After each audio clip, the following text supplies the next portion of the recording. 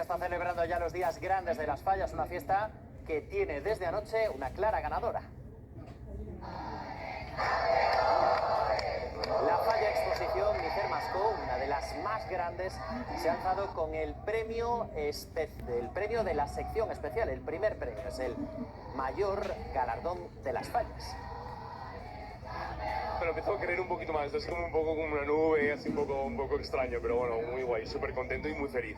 Era la primera vez que ganábamos un primer premio, llevábamos 40 años plantando en especial, jamás habíamos pasado de un tercer premio y ha sido un momento único, inolvidable. Es nuestro ADN, es creer en la falla, nosotros creemos en la falla, somos de la falla, nuestra vida es la falla, no entendemos la fiesta desde otro punto de vista que no sea la falla.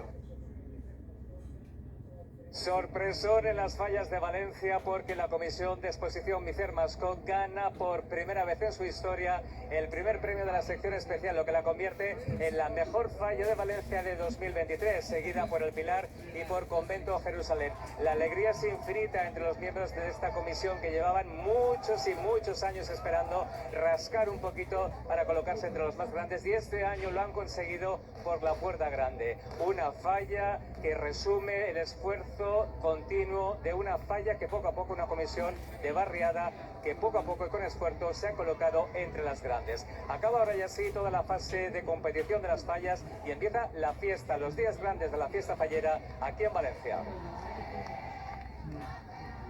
Y esta noche se ha publicado